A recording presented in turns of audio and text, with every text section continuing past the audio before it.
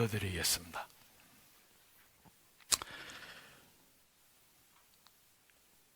하나님 아버지, 저희들을 구원해 주신 주님의 놀라운 사랑과 은혜와 영원한 축복에 감사드립니다.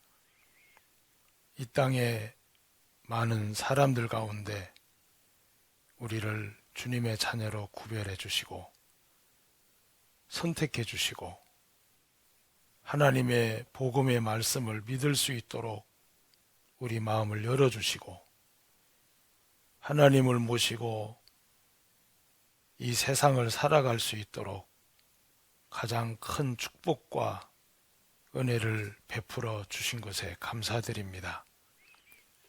오늘도 저희들이 주님의 말씀 앞에 나와서 하나님을 찬양하고 또 주의 말씀을 함께 배우는 동안 우리 마음에 하나님께서 기뻐하시는 마음이 형성될 수 있도록 축복해 주시고 하나님의 뜻이 우리의 삶의 뜻이 되게 하시고 하나님의 목적이 우리의 삶의 목적이 되게 도와주셔서 주님과 우리의 마음이 하나로 살아갈 수 있는 귀한 은혜를 베풀어 주시기를 기도드립니다. 저희들에게 또 해외 안각교회와 복음을 전할 수 있는 기회를 주시고 우리 안각교회 많은 형제 자매님들 주님 안에서 더욱 힘있게 복음을 전하고 또 영혼을 구원하는 일에 하나님의 귀한 은혜를 입을 수 있도록 도와주시게 되기를 간구드립니다. 이 자리에 함께하지 못한 식구들 주님 일일이 기억해 주시고 어려움 당하지 않도록 또 개인적으로 어두움에 붙들리지 않도록 빛 가운데 살아갈 수 있게 도와주시옵소서. 이 귀한 시간 주신 주님 앞에 감사드리며 우리를 죄악에서 구원해 주신 예수님의 이름으로 기도드립니다. 아멘. 우리 성경 73편 시편 73편 읽겠습니다.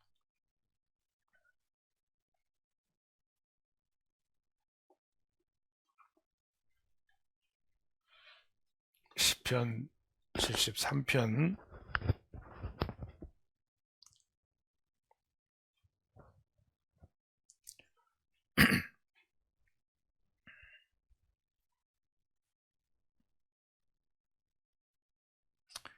28절을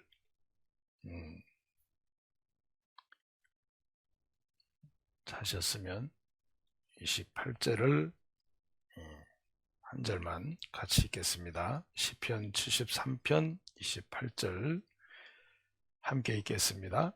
하나님께 가까이함이 내게 복이라. 내가 주 여호와를 나의 피난처로 삼아 주의 모든 행사를 전파하리이다. 시편 73편 마지막 절을 읽은 거니까 다 읽은 겁니다. 시간이 되면 다 읽고 싶은데 한 절만 읽었습니다. 자, 이 시편 73편은 시편의 3권 중에 그 아삽의 시라고 여러분들이 보시면 그 73편 위에 아삽의 시 이렇게 되어 있는데 파란 글씨로 아삽의 시 이렇게 되어 있어요. 이 아삽이라고 하는 분은 그 모으다 이런 뜻인데 이 아삽이라는 분이 시를 하나님 앞에 시편을 기록한 게 그 12편 그리고 50편 그리고 73편부터 83편까지 아삽의 시로 이렇게 되어 있습니다. 히스기야 왕은 그 아삽이 지은 이 시를 갖고 아삽을 선견자다 할 만큼 히스기야 왕 시대 때 그 아삽이 지은 시를 놓고 찬양하도록 했어요. 한번 잠깐 볼까요? 그 역대하 29장에 보시면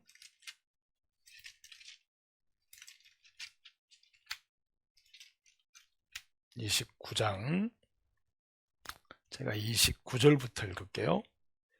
역대하 29장 29절 제사 드리기를 마침에 왕과 그 함께 있는 자가 다 엎드려 경배하니라.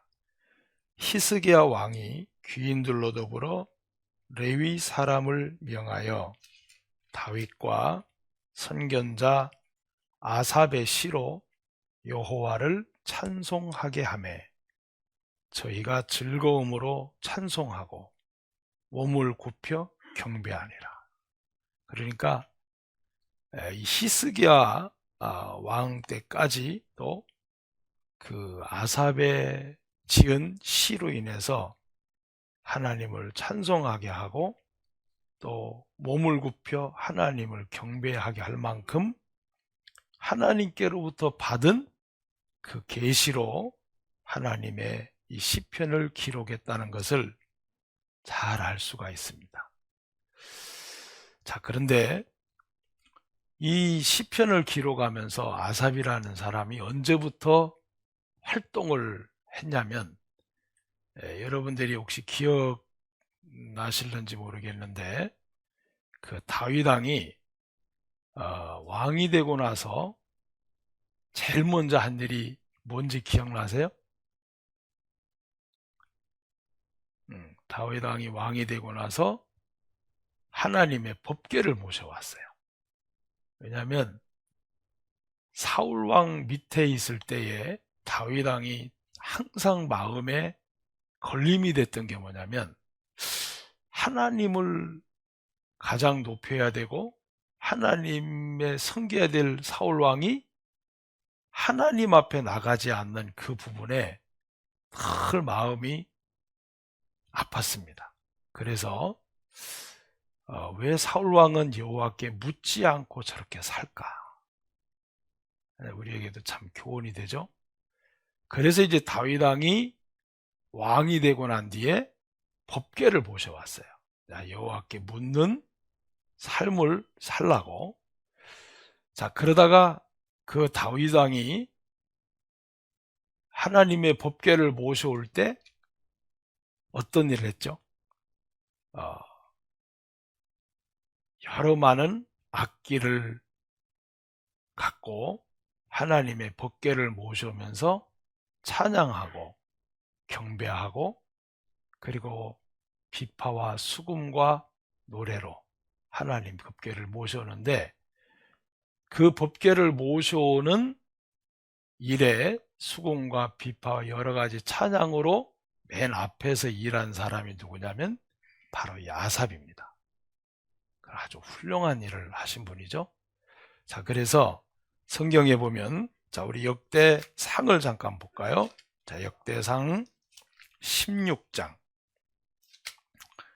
역대상 16장. 먼저 배경을 여러분들이 좀 알아셔야 될 것 같아서 16장 4절에 보시면 역대상 16장 4절 또 레위 사람을 세워 여호와의 궤 앞에서 섬기며 이스라엘 하나님 여호와를 친송하며 감사하며 찬송하게 하였으니 그 두목은 아삽이요. 자, 이렇게 하나님을 찬양하고 수금과 비파와 찬양으로 하나님을 섬기게 했던 그 두목이 아삽입니다. 그러니까 아삽은 지금으로 말하면 다윗의 찬양 대장이에요. 그만큼 뛰어난 작사와 작곡 그리고 악기를 다룰 줄 아는, 그리고 하나님을 찬양할 줄 아는, 하나님을 가장 높이는 그런 일을 한 사람이 아삽입니다. 그러니까 아삽이 다윗 왕 시대 때 늘 찬양을 좋아하는 다윗 왕을부터 발탁이 돼가지고 오래전부터 아삽은 이렇게 하나님을 칭송하고 감사하고 찬양하며 하나님의 궤 앞에서 아름다운 그 은혜를 입으며 살았던 사람 중에 한 사람이 이제 아삽입니다. 그래서 그 솔로몬 시대에도 문헌에 보면 악장으로, 이제 음악의 장으로 계속해서 솔로몬 시대에도 아름답게 쓰임을 받은 분입니다.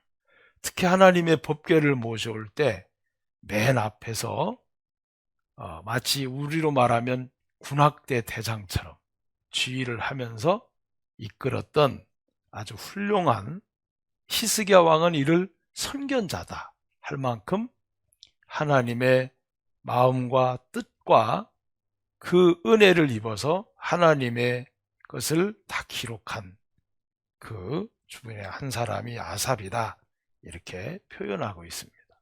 자, 그런데 이 아삽이 어떻게 이런 그 글과 시를 쳐서 꽤 많은 말씀이 기록됐죠?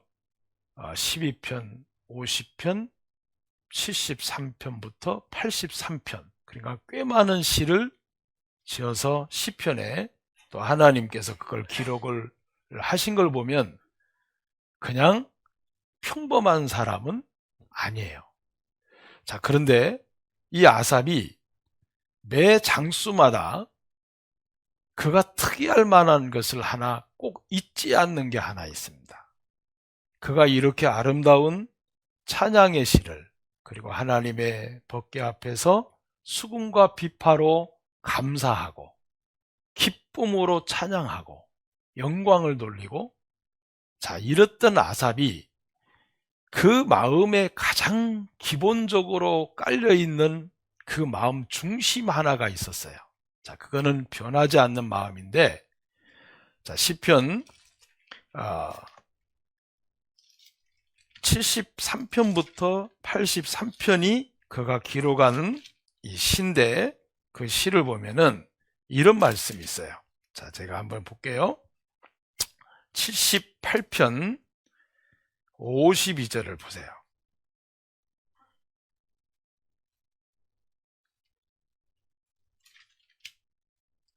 (80편) 먼저 보고 79편 볼게요. 자, 80편 8절. 아삽의 시인데, 주께서 한 포도나무를 애굽에서 가져다가 열방을 쫓아내시고 이를 심으셨나이다. 자, 이 포도나무가 누구죠? 이스라엘입니다. 자, 이스라엘을 하나님께서 한 포도나무를 애굽에서 가져다가 열방을 쫓아내시고 이를 심으셨나이다. 자, 그리고는 9절에 보면 주께서 그 앞서 준비하셨으므로 그 뿌리가 깊이 박혀서 땅에 편만하며, 그리고는 우리가 잊을 수 없는 너무 자주 듣는 말씀 하나가 있죠. 자, 81편으로 넘어가면 10절 옆에 있습니다. 나는 너를 애굽 땅에서 인도하여 낸 여호와 내 하나님이니. 자, 함께 읽습니다. 내 입을 넓게 열라 내가 채우리라. 자, 여기 보면 앞에 단서가 붙어 있어요. 그냥 입을 넓게 열라고 하신 게 아니라 그 앞에 너를 애굽 땅에서 인도하여 낸 여호와 내 하나님이니, 이렇게 돼 있죠. 자, 그러니까 입을 하나님을 향하여 넓게 열라, 그 말은 하나님을 향하여 정말 우리가 마음을 열고 기도하라, 그 말인데, 누구를 생각하면서 넓게 열라 그러냐면은 애굽 땅에서 인도하여 낸 여호와 내 하나님을 기억하고 입을 넓게 열라는 겁니다. 그러니까 이 아삽이라고 하는 분은 이 시를 기록할 때 뭘 꼭 마음에 잊지 않았냐면, 따라합시다. 구원의 하나님. 이 하나님이 아삽의 마음에 제일 큰 바탕이 된 거예요. 항상. 그래서 그 구원의 하나님이 마음에 큰 바탕으로 깊이 깔려 있는 상태에서 만약에 정말 이스라엘 백성들이 애굽의 10가지의 재앙을 기억하고 홍해를 건너가게 하신 하나님만 기억하더라도 그들이 광야 삶에서 하나님을 향해 원망하고 불평을 했을까? 자, 물이 없을 때, 고기가 없을 때, 식물이 없을 때, 홍해도 건너가게 하신 하나님이신데, 야, 우리에게 물을 주지 못하실까? 아니야. 홍해도 건너가게 하신 하나님인데 물을 주실 수 있어. 또 10가지 재앙을 기적과 같이 일으키신 하나님께서라면 우리에게 떡이 없더라도 떡을 주실 수 있는 하나님.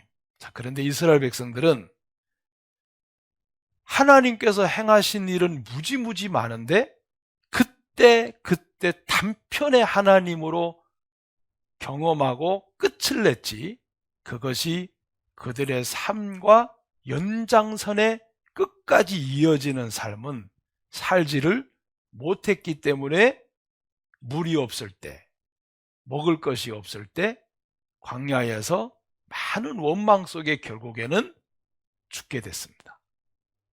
자, 이게 그들의 그림자만 아니라 우리들에게도 하나님을 수없이 보여주시고 도움을 주시고 깨우쳐 주시는데도 단편적인 하나님, 그때 하나님은 인정하는데 그 하나님을 내 삶의 연장선으로 계속해서 연결되는 것은 없었던 것이 이스라엘 자손들의 참 부족한 부분이었어요.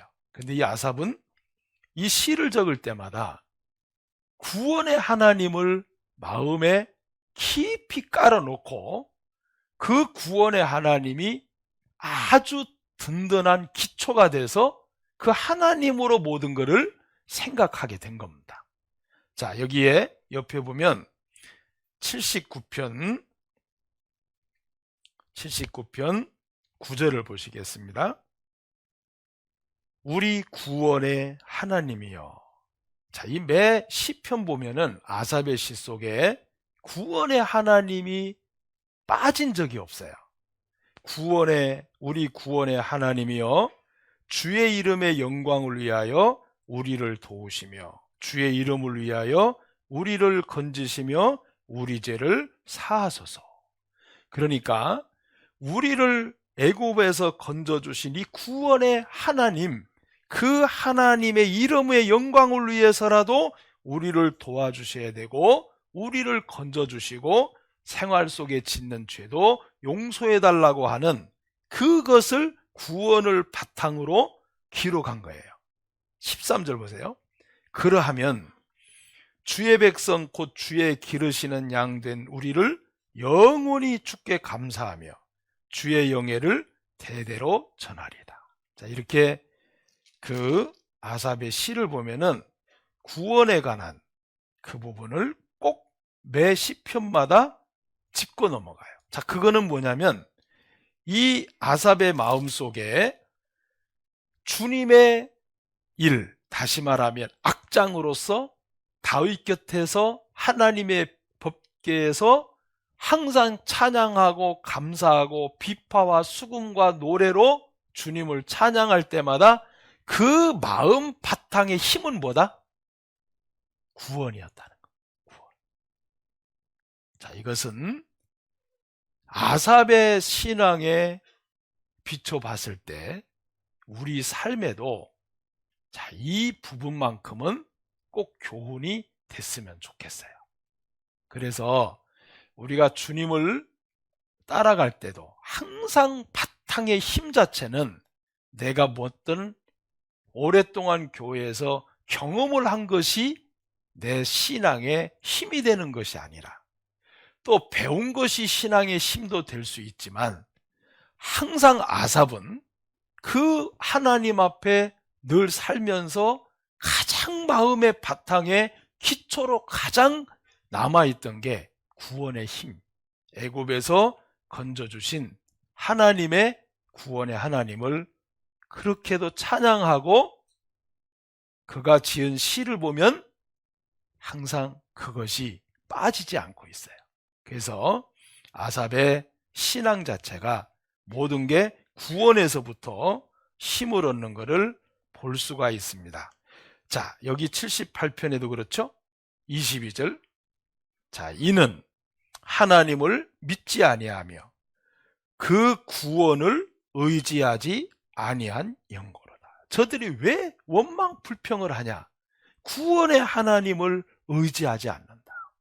애굽에서 건져주신 하나님의 그 엄청난 능력만 생각해도 광야에 살면서 정말 찬양하며, 어려움이 있어도 구원의 하나님만 기억하면 또 해결해 줄 수 있는, 또 그들을 이끌어 줄 수 있는 하나님을 바라보고 나갈 텐데, 구원의 하나님을 잊어버리고 마니까 이스라엘 백성들이 이런 마음을 가질 수밖에 없었다. 그래서 병기를 갖추었어도 전쟁의 날에 물러갈 수밖에 없었던 게 구원의 하나님을 잊어버렸다. 자, 이것은 우리가 신앙생활 하는데도 우리에게도 정말 큰 교훈이라고 생각해요. 제가 집회 때마다 자주 말씀을 드리지만, 우리는 그냥 구원이라고만 생각하지만, 이 여러분과 나에게 구원이라는 이 단어, 그리고 구원이라는 이 말씀을 우리의 생애 속에 형성시키고 믿게 만들기 위해서 하나님께서 준비해 놓은 것은 어마어마한 거예요. 제가 집회 때마다 자주 말씀을 드리는데, 우리를 구원하려고 우리는 구원받았어요 이러지만, 하나님께서는 1600년 동안을 성경을 기록하셨잖아요. 여러분과 나를 구원해 주려고. 이게 어떻게 작은 일이겠냐고. 여러분들이 어떤 사람을 위해서 1600년 동안 준비하실래요? 누구를 위하여 1600년을 준비하실래요? 그런데 우리는 구원을 잘 까먹어요. 그리고 구원하신 하나님을 그냥 잊어버려요. 이게 얼마나 하나님 앞에 잘못된 마음인지 모릅니다. 우리는 구원해 주시기 위해서 1600년을 준비하신 걸 생각해 보세요. 우리를 얼마만큼 사랑하셨다? 성경 기록하는 시간만큼, 이 말씀을 기록해 주는 그 시간만큼 1600년 동안을 우리를 생각하셨다. 지나친 얘기인가요? 아닙니다. 어마어마한 사랑이에요. 여러분, 누가 여러분을 1600년 동안 생각하셨겠어요? 그런데도 사람이 구원의 하나님을 잘 모르기 때문에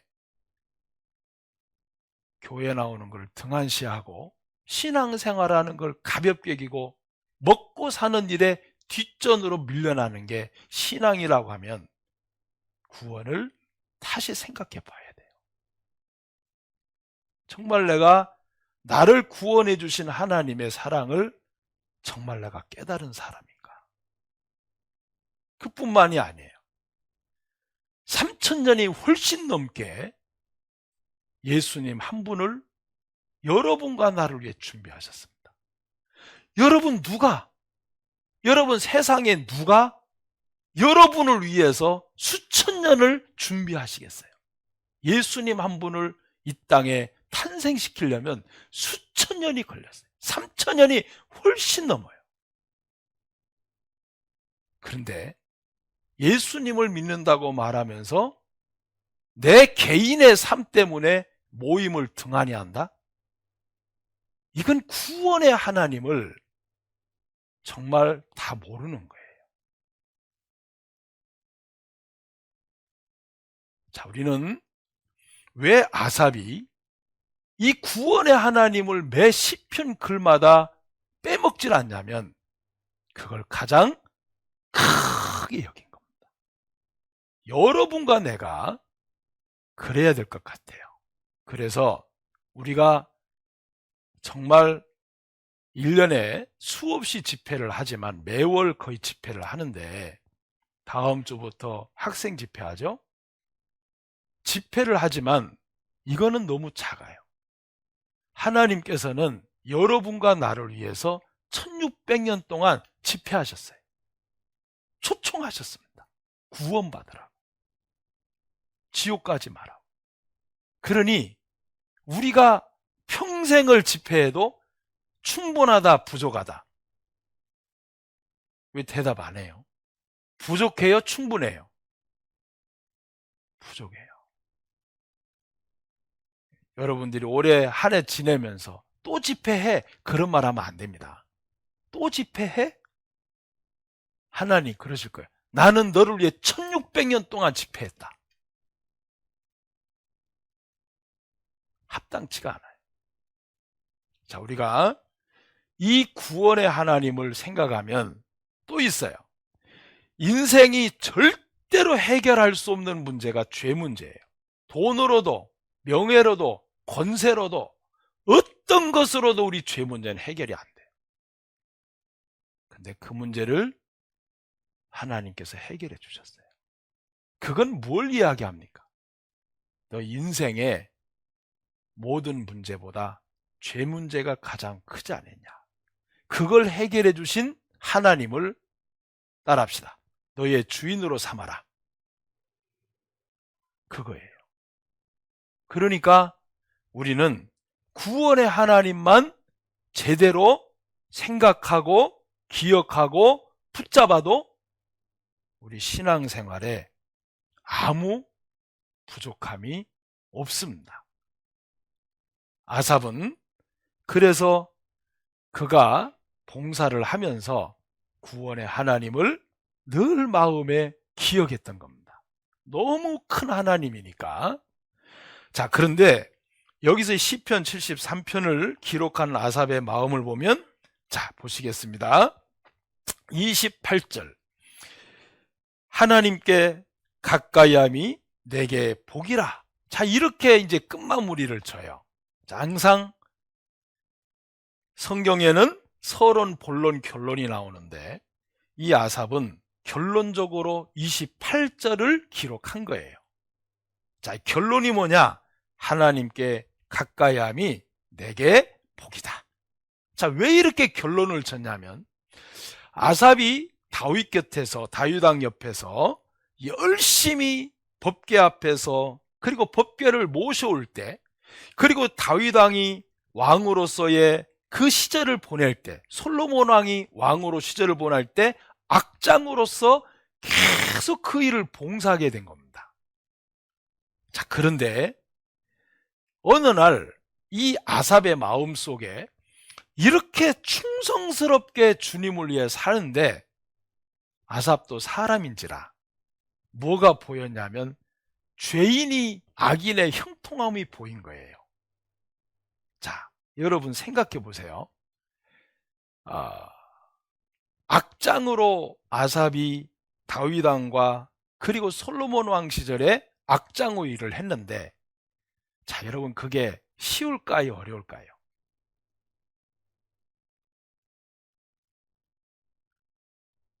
어느 문헌에 보니까 악장으로서 일하면 이분이 시를 쓴 것 보면은 작사도 그렇게 많이 했대요. 그러면 보세요. 작사라는 시가 하나 나오려면, 하나님을 찬양하는 그 작사가 하나 되려면 쉬워요, 어려워요? 어렵다 그래요, 좀. 어려워요. 여러분 시 한번 써보셨어요? 하나님을 찬양하는 시를 한번 써보신 적 있어요? 쉽지 않아요. 우리는 다른 사람이 지어놓은 찬양을 부를 수는 있어요. 근데 내가 직접 가사를 다 일일이 하나님을 찬양하는 가사를 다 적어서 하나님을 찬양한다는 것은 쉽지 않아요.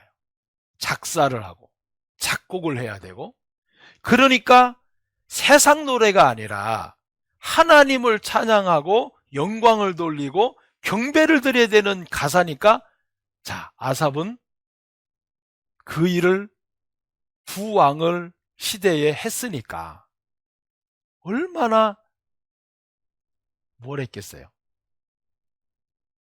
뭘 했겠어요? 그 아름다운 가사를 만들기 위해서 뭘 했겠어요? 하나님을 생각했을까요? 안 했을까요? 그리고 하나님을 생각하면서 진짜 아삽의 마음속에 기도했을까요? 안 했을까요? 그래서 너희는 입을 넓게 열라. 그걸 기록한 거예요. 그리고 그는 하나님을 생각하고 가사를 지어야 되고 곡을 붙여서 앞에서 리드에 나가야 되기 때문에 아마도 고심도 참 많았을 것 같아. 자, 그러다 보니까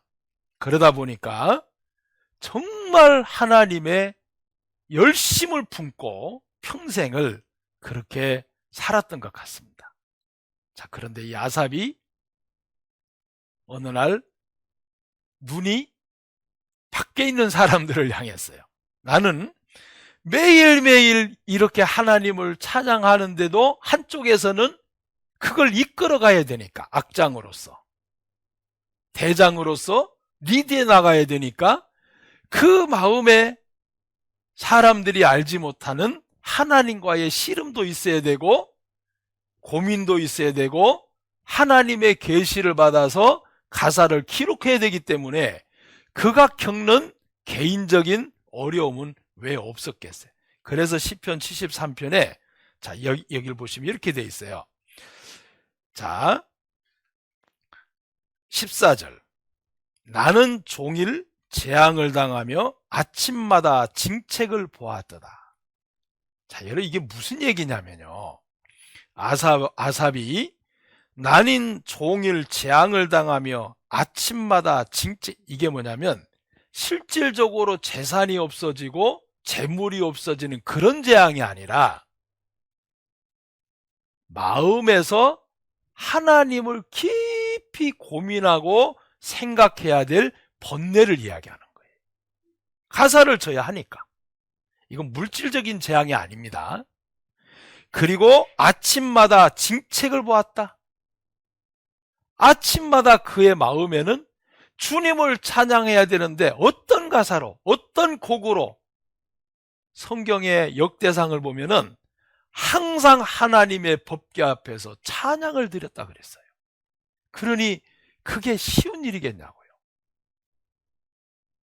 야, 그러면서 그가 하나님 앞에 그렇게 주님의 일을 위해서 깊은 고뇌와 그 일을 위해서 종일토록 재앙을 만나는 것처럼 마음을 다 써서 일을 했는데 어느 날 보니까 세상에 구원받지 않은 악인들이 보이는 거예요.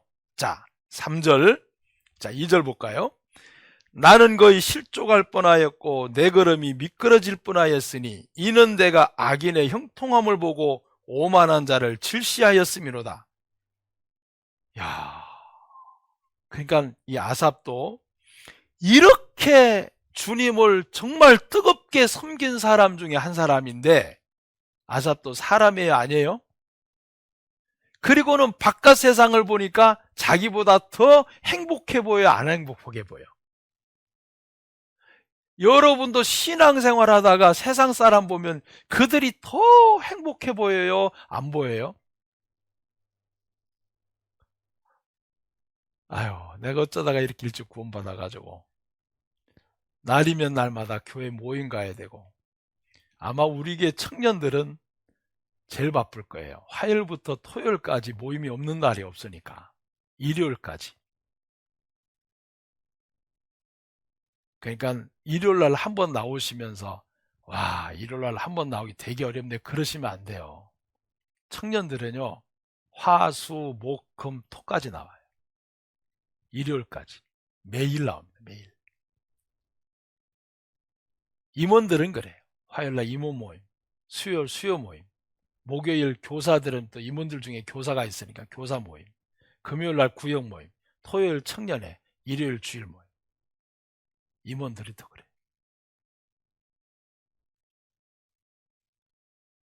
자, 아마 사람이라면 그럴 때가 있을 것 같아요. 그리고 악인의 형통함을 보면서 이 시편 아삽의 마음이, 자, 4절 보세요. 저희는 죽는 때에도 고통이 없고 그 힘이 건강하며 타인과 같이 고난도 없고 타인과 같이 재앙도 없나니, 그러니 얼마나 부럽겠어요. 순간적으로 아마 마음에 실족을 할 뻔했다. 한 게 아니라, 이거 잘 조심해야 돼요. 실족했다가 아니에요. 실족할 뻔? 그 했다는 거예요. 넘어갈락 하다가 안 넘어갔다는 거예요.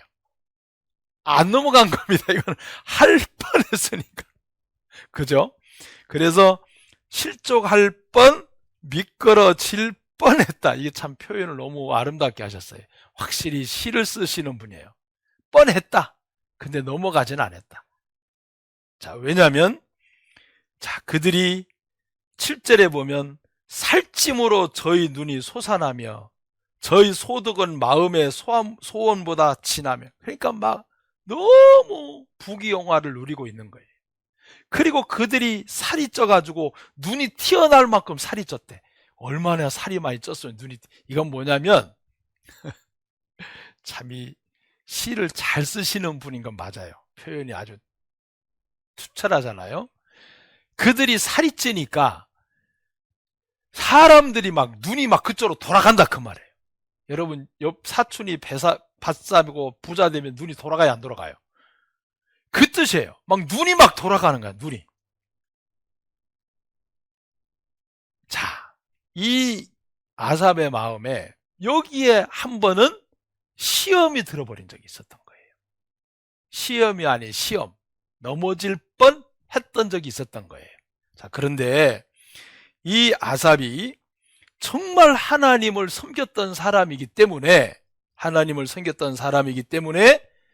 자, 16절 이걸 잘 보셔야 됩니다. 내가 어쩌면 이를 알까 하여 생각한 즉 내게 심히 곤란하더니. 자, 보세요. 이 부분이에요. 에이, 뭐 저들은 뭐 저렇게 사는 거고, 에이, 나는 뭐 이렇게 사는 거지 뭐. 삶이 다른 거니까 이렇게 넘긴 게 아니에요. 대충. 자, 아삽의 마음에서 우리가 정말 배워야 되는 게 뭐냐면, 그 악인의 형통을 보면서 그 악인의 형통을 하나님께서 내게 보게 하신 하나님의 뜻이 뭐지? 이걸 생각했다는 거예요. 그냥 스쳐 지나간 게 아닙니다. 너무 잘 살고 너무 부귀영화 가운데 누리고 있고 악인들이 구원도 안 받았는데 너무 형통하고 살이 찌고 그렇게 죽을 때 고통 없고 그런 삶을 하나님께서 나로 보게 하셨는데, 그렇게 보게 하신 하나님의 뜻이 뭐지? 하고 하나님의 뜻을 깊이 생각해 봤다는 겁니다. 그게 중요하죠.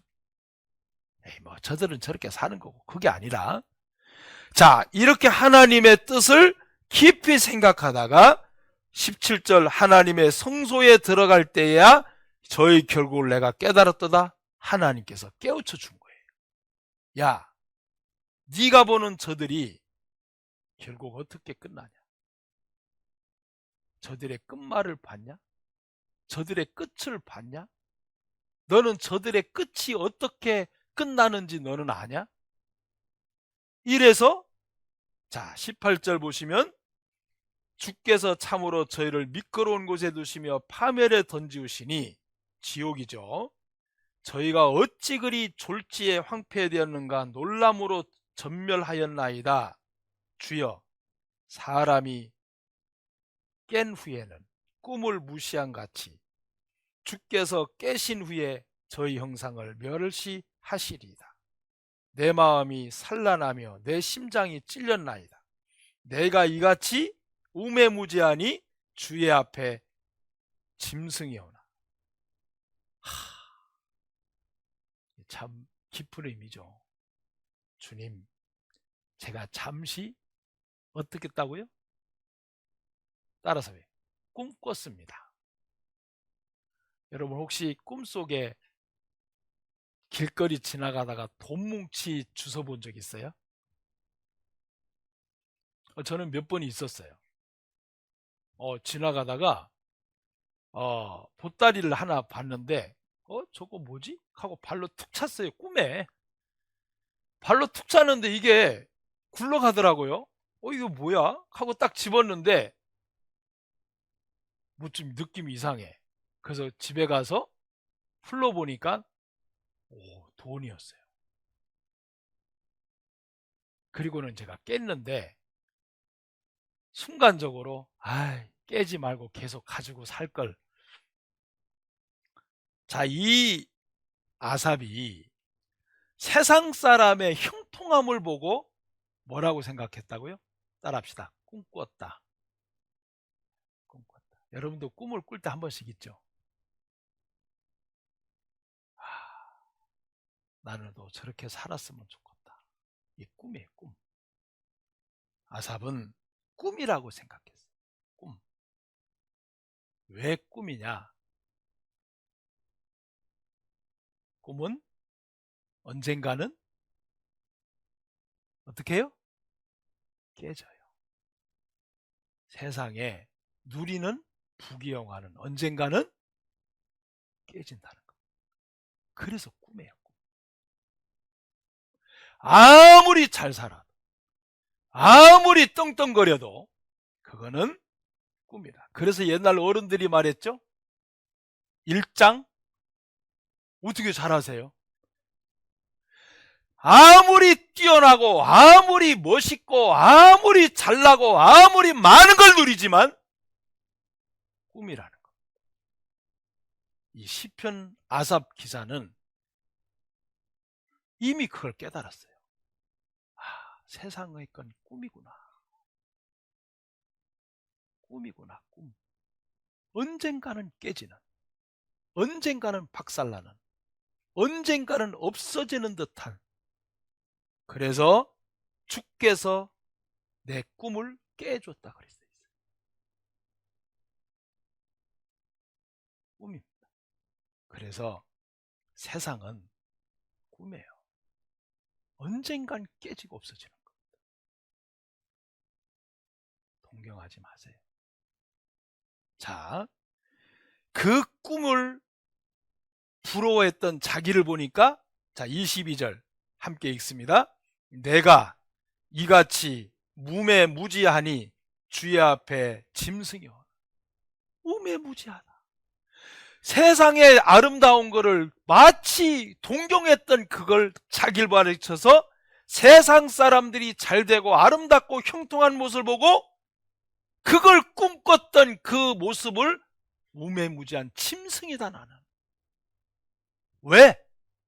하나님 앞에 너무나 아름다운데, 하나님 앞에 나는 정말 귀한 사람인데, 하나님의 자녀로서 너무 엄청난 일을 지금 하고 있는데 그 엄청난 일을 하면서도 엄청난 위치에 있는 자기를 몰랐다는 겁니다.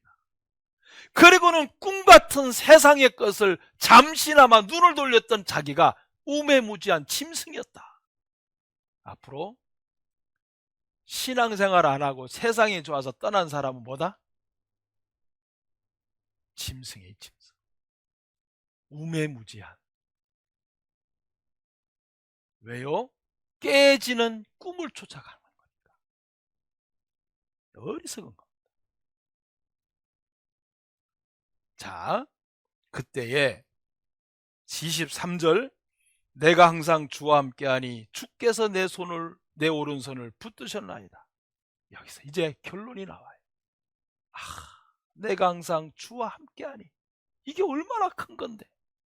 나는 비록 멋있는 차는 없지만, 나는 비록 정말 큰 아파트는 없지만, 나는 비록 세상 사람들이 가지고 있는 명품은 없지만, 따라합시다. 주께서 나와 항상 함께하니 이거보다 더 큰 거 있으면 되나 봐요. 이거보다 더 큰 거 있으면 되나 봐요.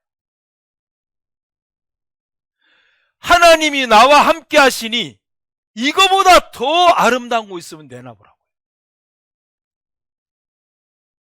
없습니다. 없어요. 자, 이제서 이 아삽은 이렇게 고백합니다. 하늘에서 25절 하늘에서는 주 외에 누가 내게 있으리요 땅에서는 주밖에 나의 사모할 자 없나이다. 이제 모든 걸 다 봐도, 모든 걸 다 맛봐도 결론은 주님 한 분밖에 없다. 왜요? 주님 한 분밖에 남는 게 없어. 그래서 28절을 지은 겁니다. 자, 27절 다 같이 읽겠습니다. 대저 주를 멀리하는 자는 망하리니 음녀같이 주를 떠난 자를 주께서 다 멸하셨나이다. 여기서 주를 멀리하는 자, 그리고 28절 하나님께 가까이함이 내게 복이라. 왜 제가 아삽의 이야기를 장황하게 늘어났냐면, 아삽을 정확하게 알아야 왜 이 시가 나온지를 여러분들이 이해를 할 수 있을 것 같아서 장황하게 늘어났어요. 시편을 볼 때는 항상 그 작가의 뒷배경이 정말 중요합니다. 자, 그러면 하나님께 가까이함이 내게 복이다. 이제 결론적으로 아삽의 마음속에 결론이 도달했어요. 이야, 진짜 나는 지금까지 복을 받을 위치에 머물러 있으면서도 복을 받을 위치에 있다는 것을 잠시 잊었었구나. 자, 여러분 마음에도 하나님 앞에 하나님을 모시고 사는 이게 가장 큰 복인데도 이 복 말고 또 다른 복이 어디 있을까라고 따라합시다. 꿈을 깨자. 네, 꿈을 깨야 돼요. 꿈을 깨란 말이 꿈에서 일어난 말이라 꿈을 깨라고요. 꿈을 깨치라고요. 그거는 꿈이에요. 꿈. 언젠가는 깨지고 없어지는 것은 꿈입니다. 내가 내게 영원한 것을 주지 않았냐.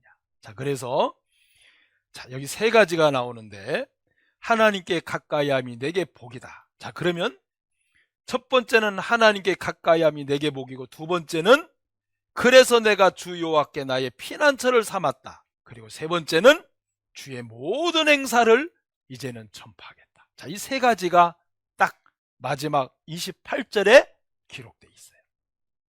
그러면 자, 하나님을 가까이 하기 위해서 하나님께서 우리를 어떻게 만들어 주셨어요? 자, 하나님께서는 정말 이 출애굽기를 보면 하나님 마음이 나오는데, 하나님을 가까이 하기 위해서는 하나님께서 우리에게 하신 일이 있어요. 물론 아삽에게도 하셨지만 우리에게도 어떤 일을 하셨을까? 자, 우리 성경 보겠습니다. 민수기를 보겠습니다. 자, 민수기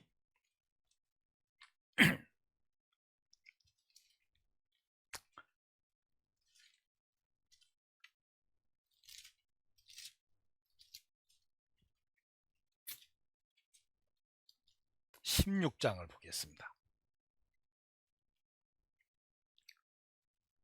자, 민수기 16장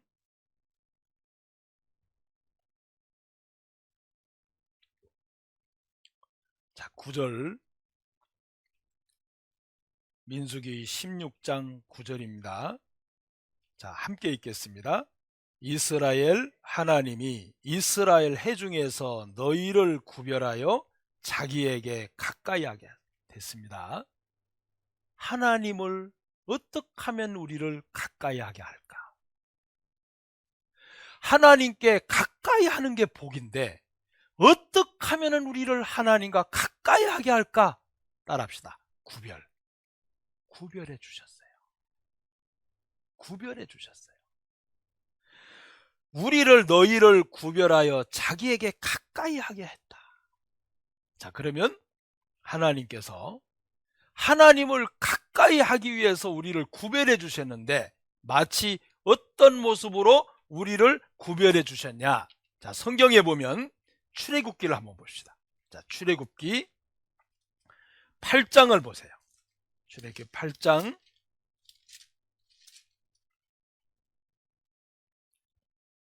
출애굽기 8장 22절입니다. 출애굽기 8장 22절 제가 읽습니다. 그날에 내가 내 백성에 거하는 고센 땅을 구별하여 그곳에는 뭐가 없어요? 파리떼가 없게 하리니 이로 말미암아 나는 세상 중에 여호와인 줄 내가 알게 될 것이라. 여러분 보세요. 고센 땅에는 누가 있죠? 이스라엘 자손이 있어요. 이스라엘 자손이 있는 땅이 고센 땅인데 그 고센 땅 말고는 뭐가 다 내렸냐면은 파리 재앙인데 피, 개, 이파, 파리 네 번째 재앙인데 그 파리가 온 애국에 탁 쌓여 있는 거예요. 자, 마치 온 한국에 전부 다 눈이 내려왔는데 3대만 눈이 하나도 안 왔어. 그럼 놀랄까요? 안 놀랄까요? 제 말 듣고 계세요? 얼마나 놀라겠어요? 와, 진짜 역시 3대다. 네? 저는 가끔 가다가 어제 분명히 2시, 3시, 4시에 눈 온다 했는데 아침에 제가 저희 자매 보고 여보 저 밖에 눈이 왔는가 봐 하니까 눈 안 왔는데? 어제 2시, 3시, 4시에 눈 온다 했는데 눈이 보고 싶더라고요. 올해 진짜 눈 본 게 별로 없어. 어제 분명히 온다 했는데 안 왔어요. 역시 3내구나. 전주에 있다가 비가 쫙 쏟아지는데 3내로 들어오면 안 와. 그런 적 진짜 몇 번 있었어요. 야, 내가 그래서 3내 사는 게 좋다 안 좋다. 호불호가 갑자기 갈라지는 것 같은데. 여러분, 이 고센 땅에 있는 이스라엘 백성들이 얼마나 신기했겠어요. 온 지대가 애굽의 전부가 파리 때문에 넓은데 고센 땅만 파리가 없어. 자, 그게 23절 나오죠? 내가 잘 보세요. 23절 내가 내 백성과 내 백성 사이에 어떻게 해요? 구별을 뒀다. 왜? 여러분 왜 하나님께서 이렇게 구별을 하셔야 되나요? 내 백성과 네 백성. 내 백성은 이스라엘이요 네 백성은 바로 바로 왕의 밑에 있는 애굽 사람. 구별했다는 거예요. 구별했다. 자, 다시 하나 볼까요? 바로 옆에 넘어가 보시면 자 11장으로 가보세요. 자 11장 출애굽기 11장입니다. 7절 그러나 이스라엘 자손에게는 사람에게나 짐승에게나 개도 그 혀를 움직이지 않으리니 여호와가 애굽 사람과 이스라엘 사이에 어떻게 해요? 구별하는 줄을 너희가 알리라. 자, 하나님께서 구별을 시켰어요. 근데 왜 하나님께서는 잘 보세요. 이 세상에 있는 많은 사람들 가운데 하나님의 백성을 반드시 왜 구별을 해야 될까? 왜 그러시죠? 섞이길 원치 않아요. 그냥 세상 사람이나 우리나 지옥 갈 사람이나 천국 갈 사람이나 하늘에 속한 사람이나 땅에 속한 사람이나 아무렇게나 사는 사람이나 말씀에 의해 사는 사람이나 절대로 섞고 싶질 않아요. 왜? 왜 그럴까요? 왜 이렇게 구별하시죠? 이스라엘 백성들과 애굽 사람들을 구별하신 목적이 있어요. 왜요? 자, 가까이 하기 위해인데, 자, 여기서 보면 출애굽기 몇 장을 보시냐면 33장으로 가보세요. 출애굽기 33장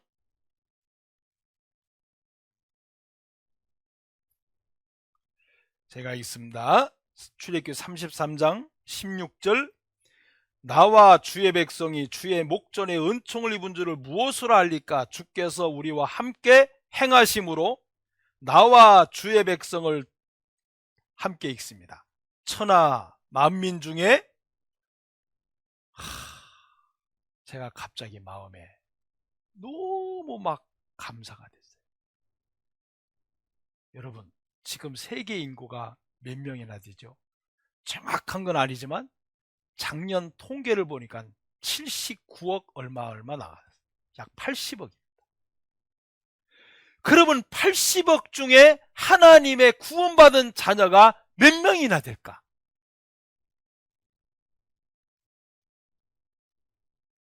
여러분, 삼내를 생각해 보세요. 삼내시가 10,000명 정도라고 하는데, 삼내시에서 10,000명 정도라고 하는데 구원받은 사람 나와라. 10분의 1 될까요? 안 돼요. 안 돼요. 여러분, 자, 우리는 진짜 행복한 사람이에요? 불행한 사람이에요? 행복한 사람이에요. 자, 그런데 하나님께서 이렇게 구별하신 이유가 나와요. 그게 뭐냐면 하나님께서는, 자, 그 밑에 보시면 이렇게 나옵니다.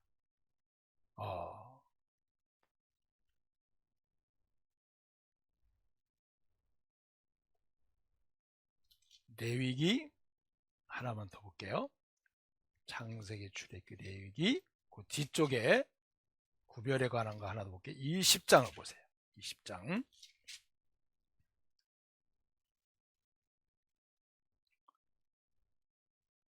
자, 이 부분은 아주 중요합니다. 자, 볼펜을 들고 20장 26절 출애굽기 레위기 20장 26절 자, 함께 같이 있습니다. 너희는 내게 거룩할지어다. 이는 나 여호와가 거룩하고 내가 또 너희로 나의 소유를 삼으려고 너희를 만민 중에서 어떻게 하려고 구별했다고요? 따라합시다. 나의 소유. 누구의 소유? 아이, 무슨 소리야. 나의 소유? 무슨 소리? 나의 소유. 그러면 어떻게? 나의 소유, 누구 소유? 하나님의 소유로 삼으려고 구별했다는 거예요. 아, 이렇게 하지. 나의 소유, 누구 소유? 나의 소유. 그러면 안 돼요. 나의 소유는 누구냐? 하나님의 소유가 됐다는 거예요. 그러면 우리의 마음도, 우리의 생각도, 우리가 가지고 있는 몸도, 우리가 누리고 있는 것도 하나님의 소유라는 것을 절대로 잊어서는 안 돼요. 그래서 하나님의 소유는 하나님의 일에 쓰임받는 게 가장 영광스럽다고 싶습니다. 하나님의 소유니까. 나의 소유. 하나님께서 하나님의 소유로 삼으려고 하나님이 만민 중에 구별했다는 거예요. 우리를 세상의 수많은 사람들 가운데 우리를 다 뽑아낸 겁니다. 따라합시다. 하나님의 소유를 삼으려고. 그러니 하나님의 소유를 삼아서 하나님의 것으로 만들어가는 거예요. 그러면 보세요. 하나님의 소유니까 자, 하나님이 우리를 지켜주셔야 돼요? 안 지켜주셔야 돼요? 자, 여러분들은 여러분의 돈 소유를 잘 지켜요? 안 지켜요?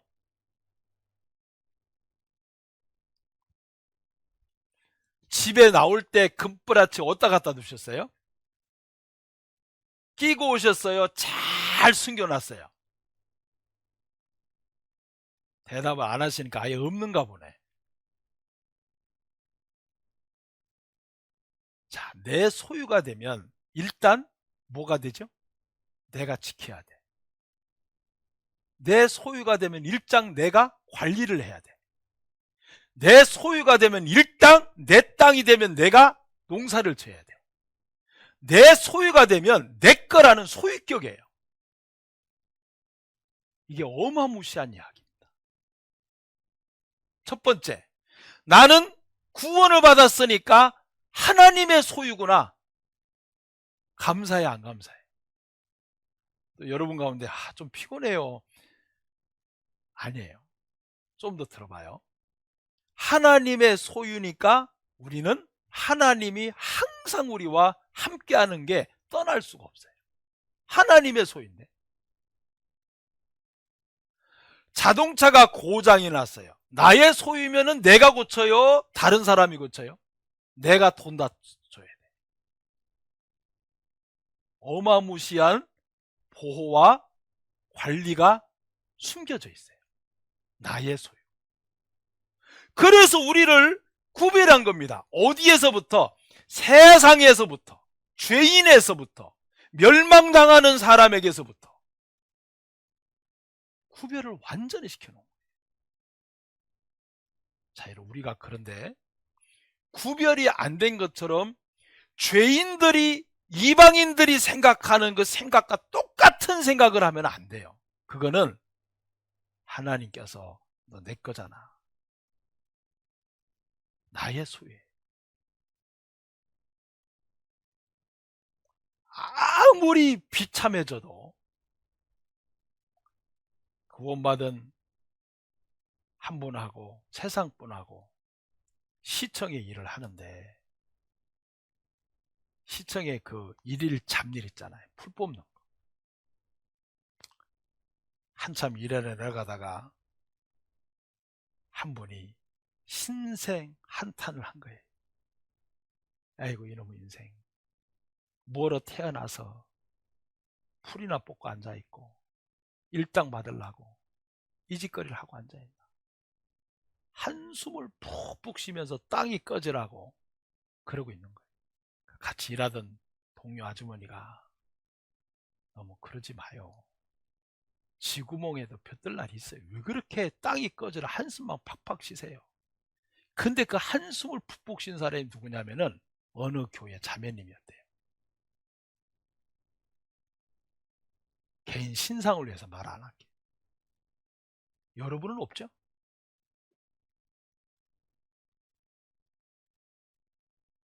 그리스도인은 아무리 안 됐다 싶어도 망한 게 아니라 따라서 해서 복 받았다. 복 받은 거예요.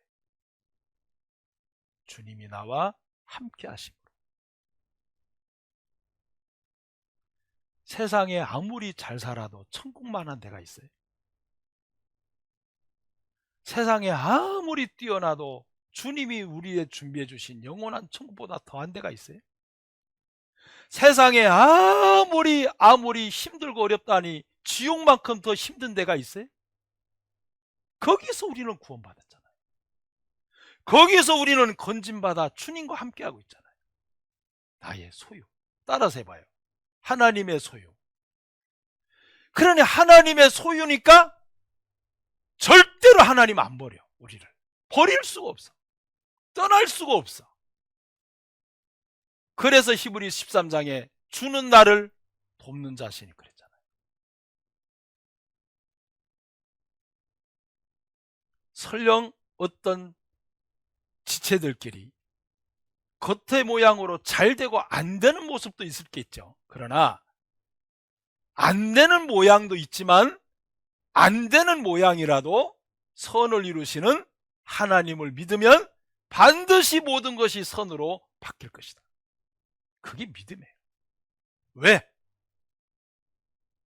나의 인생이 내게 아니라면 비참해지고 힘들어질 때 어렵겠지만 내 자체가 하나님 소유니까 하나님께서는 나를 너무나 잘 알고 나를 너무나 아시고 나에 대해서 하나님은 합당한 그때그때 너무나 적당한 것으로 지금 이 상황에서 나를 가장 좋은 것으로 주신다. 그거 잊으면 안 돼요. 솔직히 말해서 자, 제가 질문할게요. 여러분이 여러분을 더 걱정을 많이 할까요? 하나님이 여러분을 위해서 생각이 더 많을까요? 아니 진짜? 아니 정말이에요?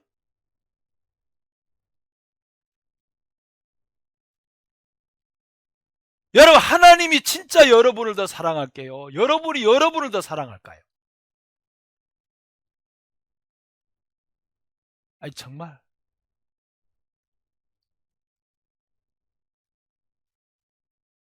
우리를 구별하신 하나님을 보면 구원이라는 큰 선으로 나의 소유를 삼으려 이렇게 돼 있어요. 엄청난 대가를 지불하신 겁니다. 값을 지불했어요. 자, 그리고 보세요. 다시 민수기 16장으로 가세요. 자, 9절 16장 9절 이스라엘의 하나님이 민수기 16장 9절 이스라엘 해 중에서 너희를 구별하여 자기에게 가까이 하게 하사 그 다음에 여호와의 성막에서 봉사하게 하시며 그랬어요. 자, 하나님을 가까이 하게 하려고 하나님을 가까이 하려고 첫 번째 어떻게 했다? 구별입니다. 구원으로 구별시켰어요. 하늘에 속한 사람으로 위에 속한 사람으로 약속을 가진 사람으로 의인으로 하나님과 늘 함께하는 자로 구별을 시켜놨습니다. 그래서 이 구별은 하나님을 가까이 하기 위해서 또 하나는 봉사예요. 성막에서 봉사. 여러분 이 봉사는 꼭 임원들이 아닙니다. 임원들은 말할 것도 없어요. 자, 이번에 임원 되신 분들은 새해에 왜 하나님이 내게 봉사 직분을 주셨지? 하나님과 정말 가까워지라고. 그러니까 복이에요, 아니에요? 복이에요. 고난도 있어요. 힘든 일도 있어요. 답답한 일도 있어요. 그러나 그 모든 것은 하나님을 가까이 하게 하기 위한 하나님의 과정입니다. 오히려 시편 기사를 보면 어려울 때 진짜 하나님을 가까이 됐어요. 자, 한번 잠깐만 볼까요? 자, 어디를 보시냐면 시편 63편 보세요.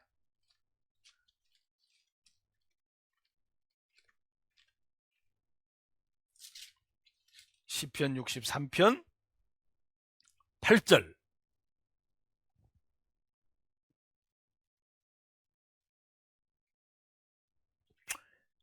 자, 시편 63편 8절 다윗의 시인데 시편 63편 8절 함께 읽습니다. 나의 영혼이 주를 가까이 따르리니 주의 오른손이 나를 이거 언제 쓴 것 같아요? 평화로울 때? 한가로울 때? 배불리 먹고 배 두들기고 있을 때? 아니에요. 아니에요. 아닙니다. 이게 언제 시적이냐면은 다윗이 압살롬에게 쫓겨서 유다 광야에 머물렀을 때 왕이 왕궁에서 쫓겨서 아무것도 가진 것이 없는 왕이 왕궁에서 쫓겨서 징계를 받고 있을 때 왕이 왕궁에서 쫓겨서 아주 비참한 지경에 있을 때입니다. 왕이 왕궁에서 쫓겨서 울고 가고 있을 때예요. 맨발로. 그때 다윗이 기록한 겁니다. 내 영혼이 주를 가까이 따르겠다. 평화롭고 아름답고 형통한 때가 아니에요. 결코 아니에요. 정말 비참해진 상태입니다. 다윗의 인생으로서는 가장 밑바닥을 걸을 때예요. 그것이 내 영혼이 주를 가까이 하겠다. 자, 언제 우리가 가까워지나요? 여러분, 임원으로 봉사하면서 언제 주님하고 정말 가깝죠? 평화롭고 한탄할 때가 아니에요. 한가로울 때가. 힘들고 어려울 때. 감당하기 어려울 때. 주님의 일로 고민이 될 때.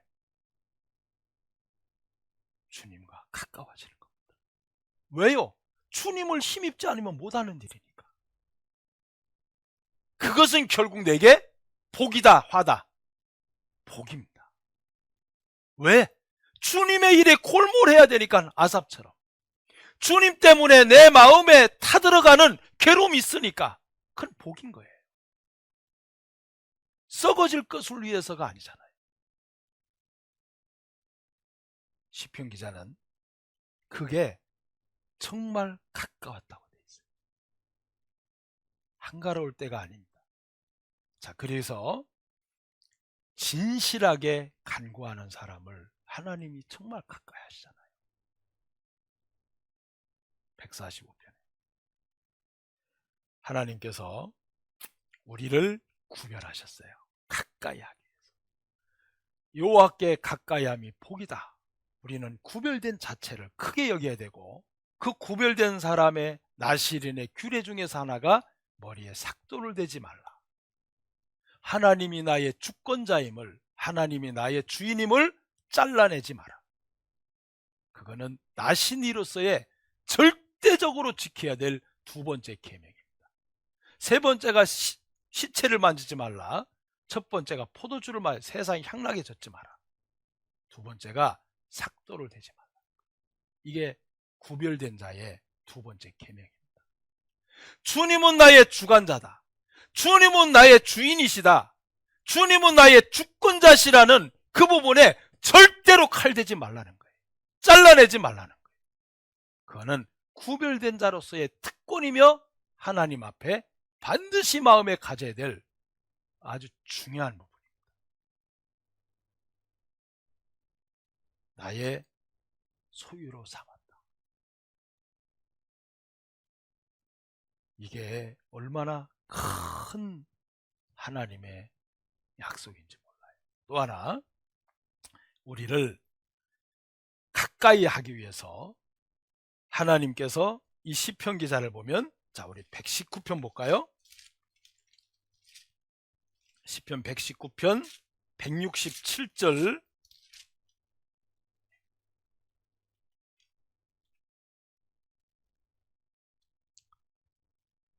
시편 119편 167절. 자, 함께 읽겠습니다. 내 심령이 주의 증거를 지켜 싸우며 내가 이를 지극히, 하나님을 가까이 하는 것은 주님의 증거. 심령으로 그랬어요. 심령으로. 왜 이걸 써놨냐면, 우리 마음은 순간적으로 너무 자주 요동을 치기 때문에 형편 따라 자주 바뀌어버려요. 그래서 내 심령이 주의 증거를 지켰다는 이야기는, 다른 말로 말하면 내 마음에다가 말씀을 딱 심어놔 버렸다는 거예요. 말씀을 내 마음에 심겨놓고 말씀에서 내 마음에 말씀이 뿌리가 내리고 열매를 맺도록 했다, 그 얘기입니다. 내 심령에 주의 증거를 지켰다, 그 얘기예요. 자, 그래서 하나님께서 이 시편 기자가, 아삽이, 자, 마지막 하나만 더 말씀드릴게요. 다시 시편 28편에 보시면, 자, 78편 28절 보시면, 자, 마지막 끝에 있는 내용 하나만 더 이야기하겠습니다. 73편 28절. 하나님께 가까이함이 내게 복이라. 가까이 하게 할 우리를 구별시켰죠. 하나님 소유로 삼으셨죠. 그리고 하나님의 것임을 구별된 자라는 것을 반드시 기억해야 됩니다. 자, 하나님께 가까이 함이 내게 복이라. 그 다음에 보세요. 내가 주 여호와를 나의 피난처로 삼아. 마지막, 주의 모든 행사를 따라합시다. 전파하리이다. 이 아삽이 모든 걸 다 깨닫고 나니까 이제 할 일이 뭐예요? 주님의 것을 전파하는 것밖에 없는 거예요. 모든 걸 다 깨달았어요. 아, 이게 이렇게 된 거구나. 모든 걸 보고 다 깨닫고 나니까 주의 모든 행사를 전파하리다. 이제 그 일밖에 없어. 자, 주님의 모든 행사를 전파하리다. 자, 우리가 아는 것과 믿는 것이 하나가 되는데, 자, 우리는 전파가 참 중요해요. 전파. 그런데 뭘 전파하냐? 주의 모든 행사를. 여기서 주님의 모든 행사는 진리를 알았기 때문에 전파하지 않을 수, 말하지 않을 수 없다는 거예요. 자, 의인의 입을, 성경에 기록을 참 많이 했는데 의인의 입술을 가장 잘 설명한 데가 있어요. 의인의 입술은 가장 잘 설명한 데가 있어요. 어딜까요? 의인의 입술은 하고 나와요. 욕하지 않는다 뭐 그런 얘기 아니고, 자, 의인의 입술은 가장 잘 설명한다. 자,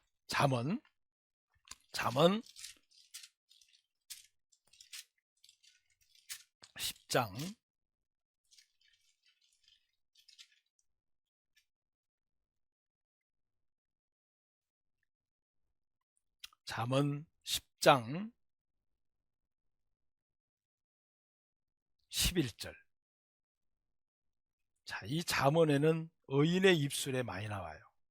잠언 10장 11절. 자, 함께 한번 읽을까요? 의인의 입은 생명의 샘이라도 악인의 입은 독을.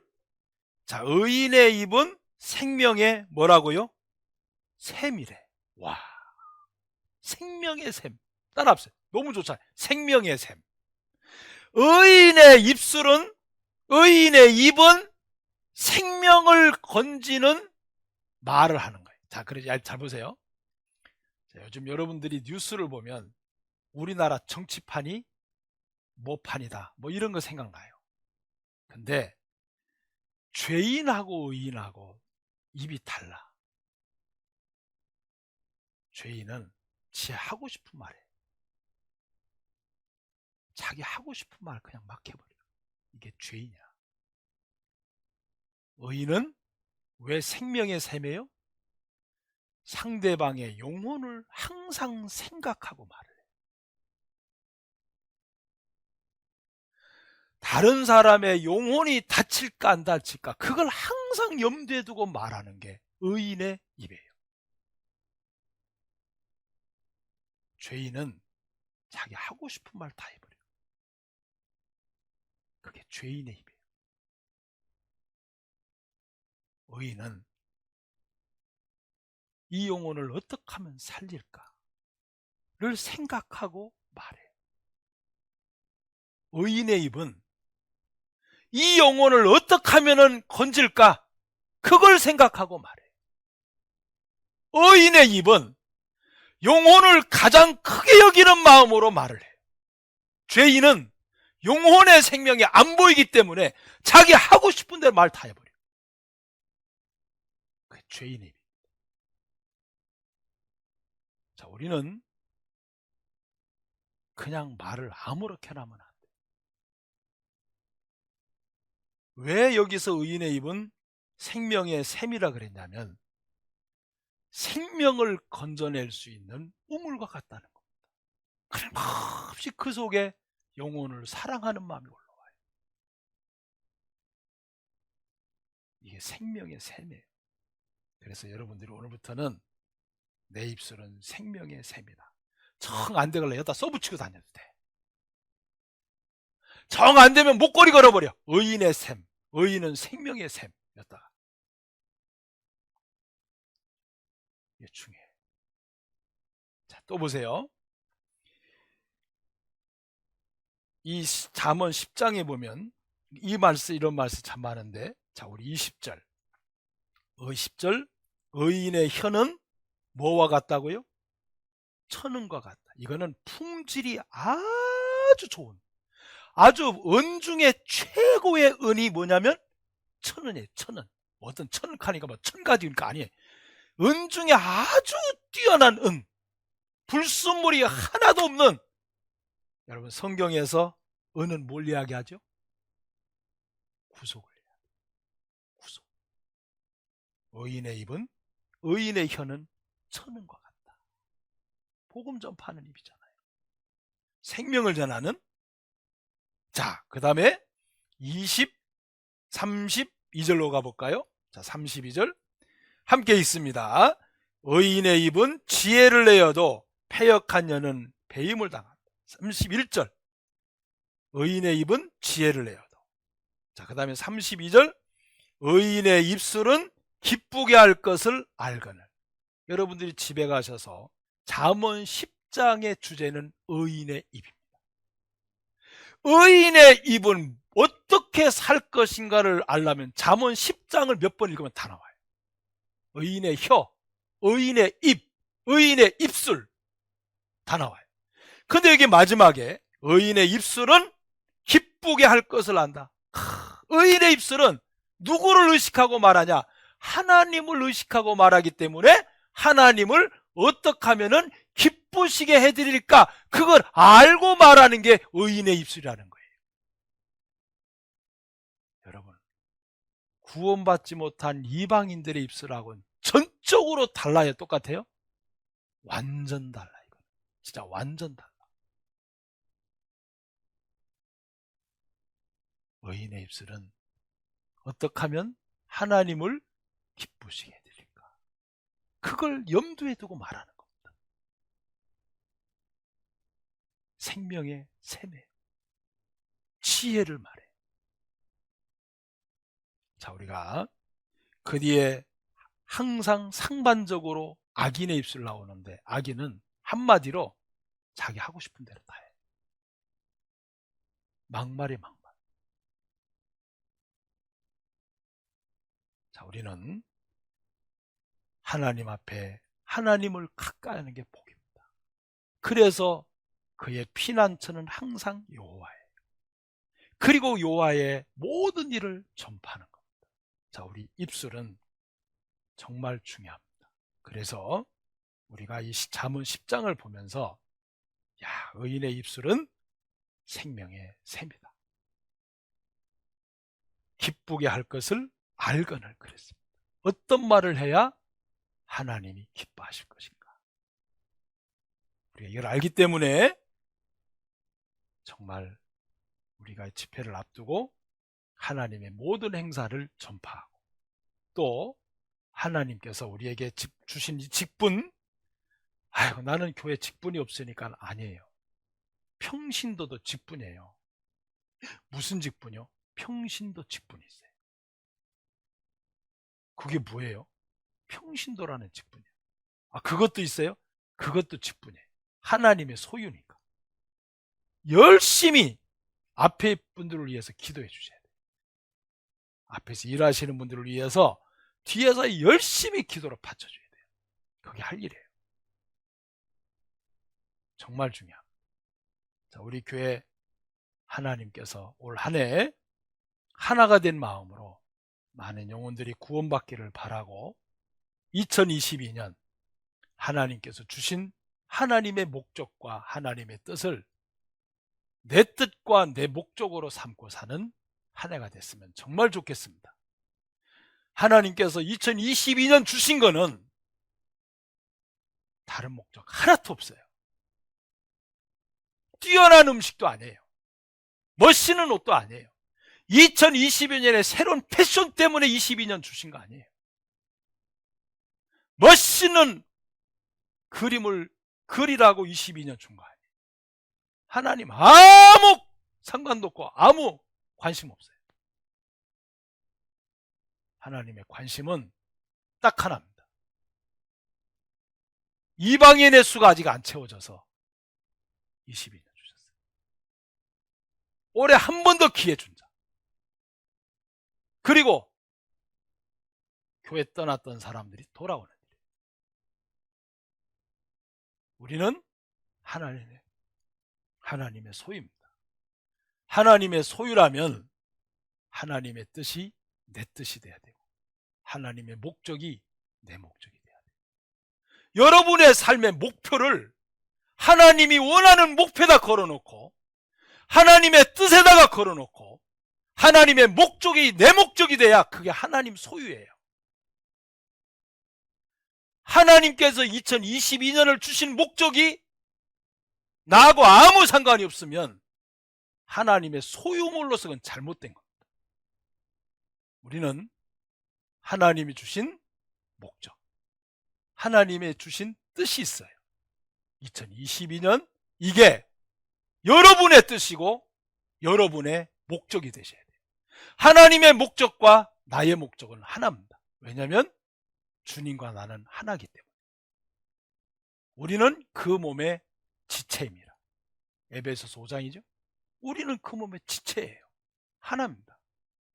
그래서 올해 여러분들이 살면서 2022년을 주신 하나님의 목적은 내 목적이다. 그 목적이 같고 하나님이 2022년 주신 하나님의 뜻이 내 뜻이다. 뜻과 목적이 하나가 돼서 하나님을 많이 경험하고 기쁨을 감추지 못하는 누가 2022년에 첫 번째 구원받는 사람이 될까? 궁금하시죠? 기대되세요? 네. 그 사람한테 첫 번째 구원받는 사람한테는 뭔가 좀 우리가 기념을 해야 할 만한 게 있을 것 같은데 어쨌든 상당히 기대가 됩니다. 기도드리겠습니다. 하나님 아버지, 우리를 사랑해 주시고 우리를 가까이 하시기 위해서 천하 만민 가운데 우리를 구별해 주셨고 또 구별한 가운데 교회 봉사를 주셨고 또 봉사를 통해서 하나님을 더 가까이 하도록 우리를 인도해 주시는 주님 감사합니다. 하나님께서 우리 한 사람 한 사람 의인의 입술로 우리의 혀가 우리의 말이 생명의 샘이 되도록 더욱 다듬고 더욱 고치고 더욱 만들어서 항상 하나님을 어떻게 하면 기쁘시게 해드릴까라는 것을 생각하고 하나님 앞에서 말하는 자로 우리를 도와주시옵소서. 연습과 또 반복이 우리의 습관을 만들고 그 습관이 우리의 생활이 돼서 하나님 앞에 더욱 영광이 될 줄 압니다. 이후에 가는 모든 시간들 주님 함께 주옵소서. 예수님 이름으로 기도드립니다. 아멘.